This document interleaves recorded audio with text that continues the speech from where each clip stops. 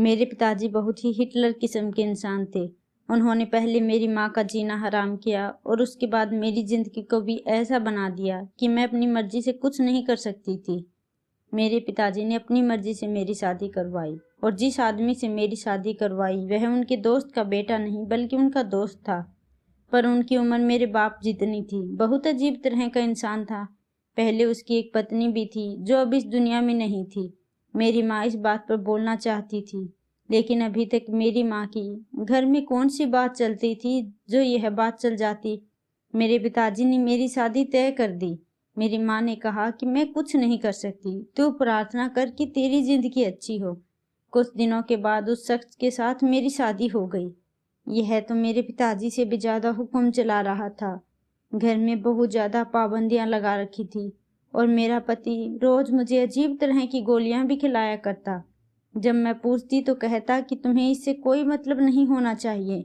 मेरी बात मानो, तुम मेरी पत्नी हो और मेरी बात मानना तुम्हारा धर्म है।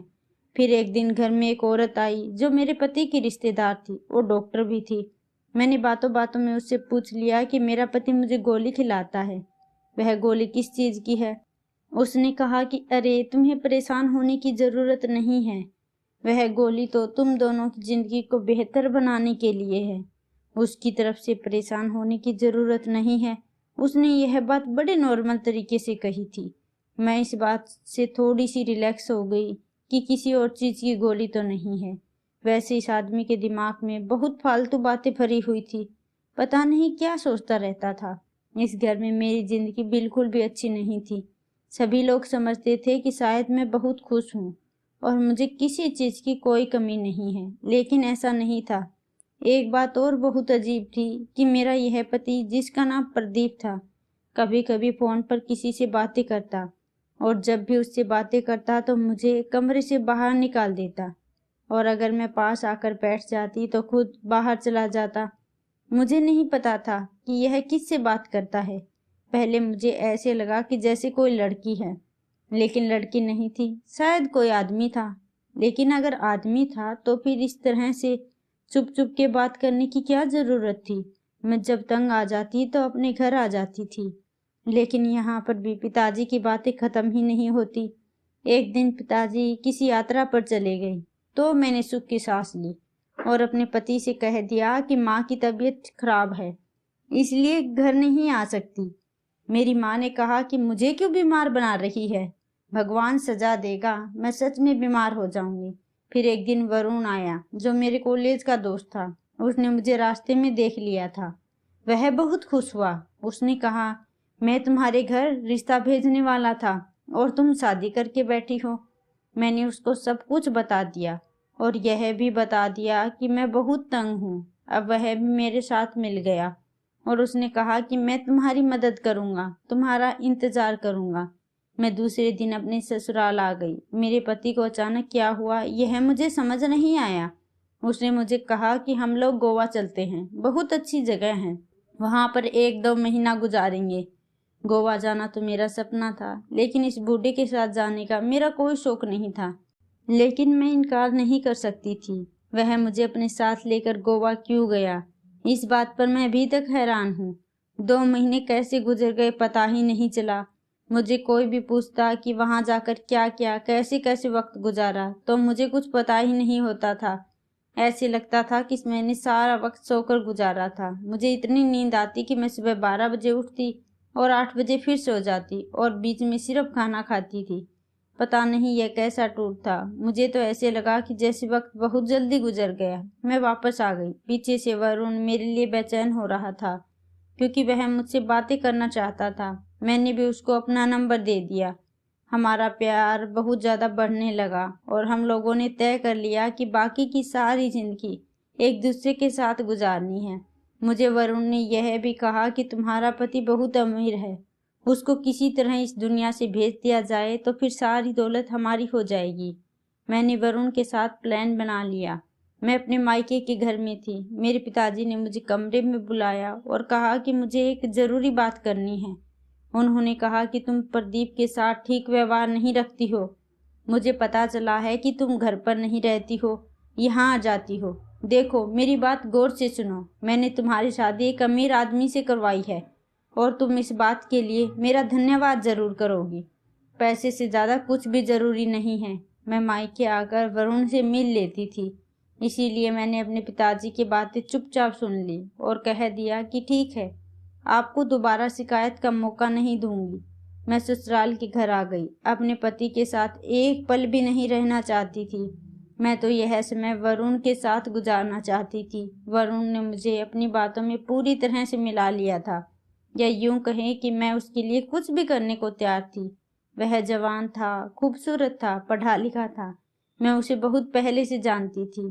जब हम लोग एक कॉलेज में पढ़ते थे तो मैं हमेशा यही चाहती थी कि किसी तरह से उससे दोस्ती हो जाए, पर उसने कभी मुझसे खुलकर बात नहीं की। एक दिन उसने कहा कि तुम बहुत अच्छी लगती हो, और मैं उसकी इस बात का मतलब नहीं समझी कि उसकी बात का मकसद क्या था। मैं अपने पति से कहती कि वह मुझे छोड़ दे, मैं उसके साथ नहीं रहना चाहती, पर वह मेरे बाबूजी की तरह ही आदमी था। वह मुझे कभी भी अपनी मर्जी से इस रिश्ते से आज़ाद नहीं करता। इसीलिए मैंने गुस्से में उसके खाने में जहर मिला दिया। सुबह तक वह दुनिया में नहीं था और उसकी शक्ल देखकर अंदाजा लगाना मुश्किल था कि इसके साथ क्या हुआ है। यह जहर मुझे वरुण ने लाकर दिया था। वरुण ने सही कहा था कि यह जहर बहुत अलग तरह का था। पता ही नहीं चल रहा था कि जहर दिया गया है। जल्दी जल्दी अंतिम संस्कार कर दिया गया। मैं और वरुण बहुत खुश थे। वरुण ने 5 महीने बाद मेरे घर रिश्ता भेजा।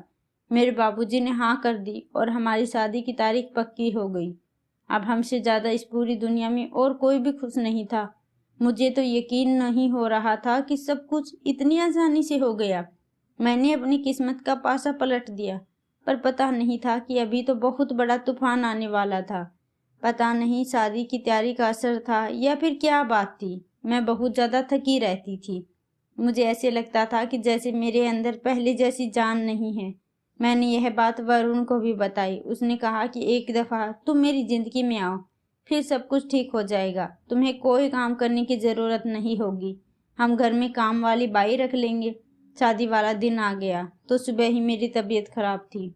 मैंने माँ से कहा तो उसने कहा कि तुम कोई दर्द की गोली खा लो। मैंने ऐसा ही किया, लेकिन शाम तक मैं बिल्कुल तैयार हो गई। और तो और मेरी तबीयत और भी ज़्यादा खराब होने लगी थी। मेरी माँ ने मुझे कहा कि तुम डर रही हो। मैंने कहा कि माँ, कैसा डर? मेरी कौन सी पहली शादी है जो मैं डर रही हूँ? लेकिन मुझे अजीब लग रहा था। किसी ने मुझे कहा कि माता रानी के आगे सर टेक लो, सब ठीक हो जाएगा। मैंने सब कुछ किया, लेकिन मेरी तबीयत ठीक नहीं हो रही थी। अब तो मेरी तबीयत बहुत ज़्यादा खराब हो गई थी। वरुण भी कमरे में आ गया। उसने भी मुझे शादी से पहले देख लिया था, जबकि शादी से पहले देखना बड़ा अपसुकून होता है। लेकिन अस्पताल तो मुझे वही लेकर गया था। डॉक्टर ने जब मुझे चेकअप किया तो उसको भी समझ नहीं आ रहा था। उसने 2-4 टेस्ट करवाए, फिर थोड़ी परेशान हो गई, फिर एक और टेस्ट करवाने लगी। हमारा काफ़ी सारा वक्त बर्बाद हो गया था। मेरे होने वाले पति ने कहा कि हमारा तो शुभ मुहूर्त था, वह निकल गया। डॉक्टर ने कहा कि आपको शुभ मुहूर्त की पड़ी है, अगर लड़की ठीक होती तो शादी हो जाएगी। मेहमानों से कहो कि थोड़ा इंतजार कर ले। उसके बाद उसने मेरे और भी टेस्ट करवाए। मैं बहुत थक गई थी। मेरा मेकअप भी खराब हो रहा था। आज मेरी शादी थी, इसलिए मुझे बहुत बुरा लग रहा था कि मेरे साथ क्या हो रहा था। जब डॉक्टर के हाथ में फाइल रिपोर्ट आई तो उसने कहा कि मुझे अकेले में बात करनी है। मेरे होने वाले पति मेरी माँ को कमरे से बाहर निकाल दिया। डॉक्टर ने कहा, देखो, मेरी बात गौर से सुनो। क्या तुम इससे पहले कोई दवा खाती थी? कोई ऐसी दवा जिसके बारे में तुम्हें पता ना हो? मैंने तो पहले कह दिया कि नहीं। फिर मुझे याद आया कि मेरा पहला पति मुझे गोली खिलाया करते थे। उस गोली का कोई पन्ना तो मेरे पास नहीं था, लेकिन जब मुझे डॉक्टर ने कहा कि बताओ गोली कैसी थी, मैंने उसको बताया तो उसने मुझे तस्वीर दिखाई और पूछा, क्या यह गोली तो नहीं थी? मैंने कहा, हाँ बिल्कुल यही थी। तो डॉक्टर बहुत ज़्यादा परेशान हो गई। उसने कहा कि तुम पागल हो जो यह गोली खाती थी? तुम्हें पता है किस चीज़ की गोली है? मैंने कहा कि हाँ, एक डॉक्टर ने कहा था कि यह तो पति पत्नी के लिए अच्छी गोली है। तभी उस डॉक्टर ने कहा कि वह डॉक्टर कौन थी? मैंने कहा कि मेरे पति की रिश्तेदार थी। तो उसने कहा कि उसने तुमसे झूठ कहा था।